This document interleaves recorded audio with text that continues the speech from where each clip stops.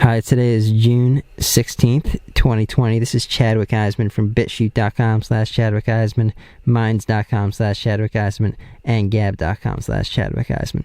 So today's topic is going to be Dissenter and what it is, how you can use it. It's a platform that was created by gab.com. I've been using gab.com since November of 2018, and I can say that it's really grown on me as a platform to be able to speak my mind very freely without the worry of having my content censored, such as happened in the past on big platforms that are owned by the Silicon Valley and are not open source and etc. But so gab.com created this web browser / platform called Dissenter, and what you can do with Dissenter is you can actually go to any currently existing website in the world. For example, you can go to blacklivesmatter.com, and you can leave a comment on the website without their permission. And people might say, "Oh, well, you can't do that because I don't see any comments on blacklivesmatter.com from these Dissenter people." Well, that's correct. They're not going to see the comments that people from Dissenter are leaving directly onto the website unless they have Dissenter themselves. So Dissenter is a little icon that's put up right next to the URL, and you click on the little Dissenter icon, and what happens when you click on the little Dissenter icon is you go to blacklivesmatter.com. I actually haven't gone there yet. I'm excited to see what Dissenter people have said on there, just to see what people have said. But you go to the website and you click on Dissenter, the little icon that I was just talking about that's right up there next to the website name, and what happens is there's a little pop-out window. If you're using, and this is for, also this whole, I should have mentioned this much earlier, this whole podcast is not directed towards people with cell phones. This podcast is for people who use their laptops or PCs, because Dissenter wasn't really created for cell phones, and it's not really applicable to cell phones at the moment, to my knowledge. It could be, I'm just not knowledgeable about that at the moment. But so how you can use this as back to blacklivesmatter.com. So you go to blacklivesmatter.com, and you click on the Dissenter, which is the little icon, and down pops this window. So the window, when you go into the window, it has some options there for you. You can leave a comment on the website.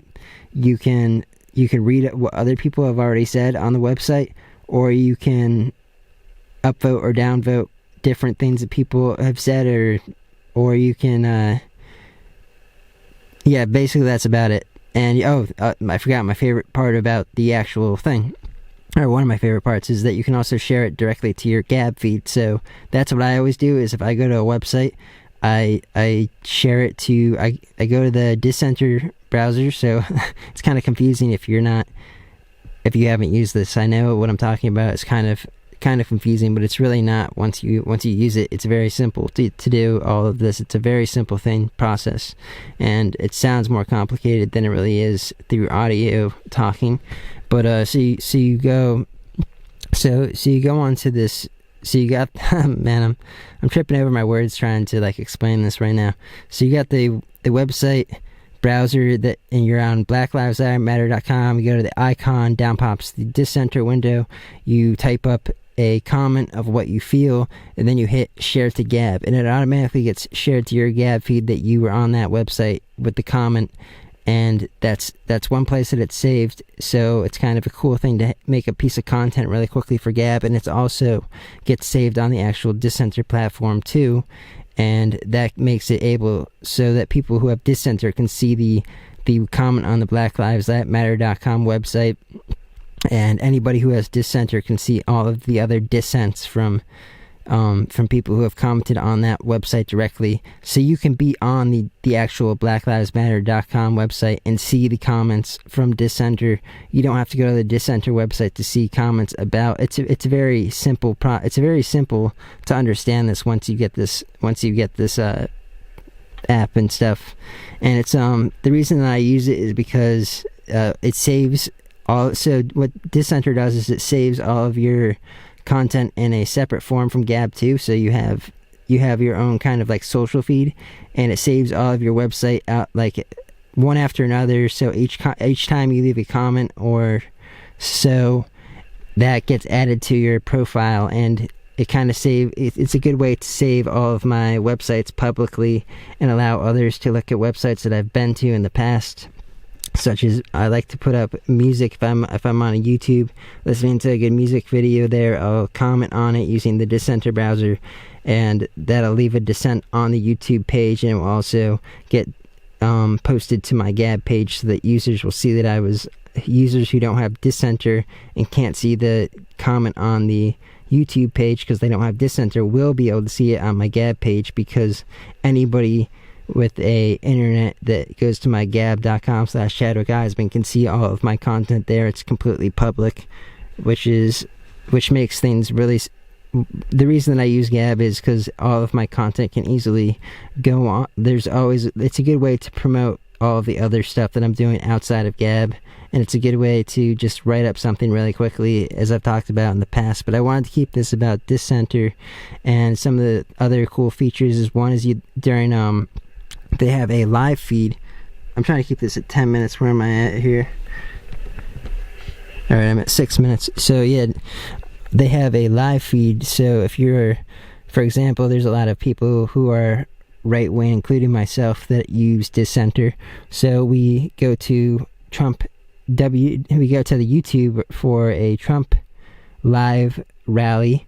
When Trump does his rallies, usually there's a live stream of them, and we can go, all of us Dissenter users can go to the YouTube. We are watching it on YouTube, the rally, and we're, instead of commenting, so on the side there's going to be all the comments from the viewers that are on YouTube. You know the feed on YouTube, that when you're watching a live video, all the people are talking on the side. Well, that's exactly what Dissenter is, but Dissenter comes up over that feed, so you're actually looking at the Dissenter feed rather than the YouTube feed, and you're able to speak freely without having your content censored. That's for sure.